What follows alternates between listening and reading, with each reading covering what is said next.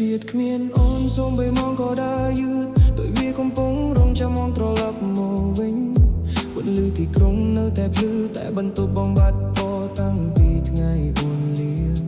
ខ្យល់រំកិលវែងនន់ស្រាលស្រាលបងបាយមើលដោយគិតថាជាអូនតែមានតែភាពស្ងាត់ដើរចូលមកហើយដេកលើខ្នើយកន្លែងអូម៉ងដប់ពីឆ្លងផុតភ្លើក្រាប់ផ្ទះចាប់តាមស្ងាត់តែគំនិតក្នុងខួរក្បាលបងរត់រអូនមិនព្រមសម្រាកទូរស័ព្ទដាក់កាប់លើតព្រោះខ្លាចឃើញអូនអនឡាញខ្លាចចិត្តបងបញ្ជាឲ្យសរសេរពាក្យដែលអូនលែងចង់ឬផ្លាយកាវេត្រជាក់នៅក្បែរដៃចម្រៀងចាស់លេងសំឡេងទៀតរត់ចូលដូចជាបាក់ទ្រីឲ្យរូបអូនដើរចូលមកកំដងទៀតបងចាំយប់ដែលអូនធ្លាប់ប្រាប់ថាបងជាមនុស្សចុងក្រោយឥឡូវឈ្មោះបងប្រហែលនៅសល់ត្រឹមរឿងចាស់ដែលអូនមិនចង់និយាយនៅមកគេបងធ្វើដោយរងមងនិយាយថាបែកគ្នាជារឿងធម្មតាតែពេលបិទទ្វារបន្ទប់អ្នកឯងបេះដងបងជប់សំដែងឃ្លាមស្លៀមស្នាមញញឹមដែលបងគៀបពេញថ្ងៃធ្លាក់ចុះក្បែរស្បែកជើងនៅមាត់ទ្វារហើយមនុស្សដែលគេថាមិនណៃនៅរកកំហាមរហូតដល់ភ្លឺបងមិនដឹងមុនគេរួចឬនៅ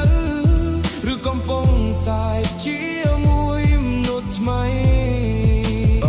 មិនដឹងអូនធ្លាប់ភ្ញាក់កណ្ដាលយុគបើសាឈ្មោះបងដែរឬទេបងមិនសួរព្រោះផ្លែចាំឡាយធ្វើឲ្យការឈើនេះមានរូបរាងខ្លះទៀតមិនដឹងនៅតែស្រាលជាងដឹងថាអូនលែងនឹកបងទាំងស្រុង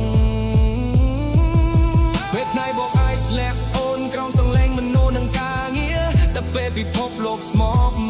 ឈ្មោះអូនបើកទ្វារចូលមកគ្រប់យ៉ាងបងអាចបិទភ្លើងក្នុងបន្ទប់តែមិនអាចបិទរូបអូនក្នុងចិត្ត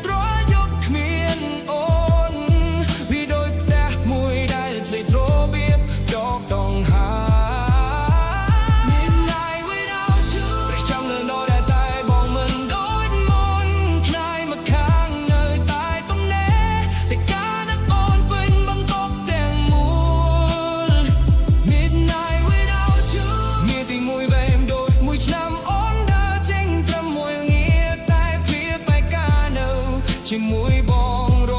រាត្រី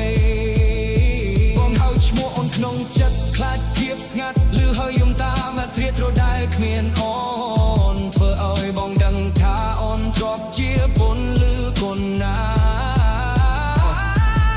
បងនៅតែដោតលើដែលក្លុបទូនំទៅផ្ទះក្រោយភ្លៀងហាំទូចចុងភ្លើងនៅតបាក់តែគ្មាននំជ្រឿស្បាត់ឲ្យស្តាក់កៅអីដែលយើងធ្លាប់អង្គុយមានគូស្នេហ៍ថ្មីអង្គុយក្បែរបងដើរឆ្លងកាត់ដោយមិនឈប់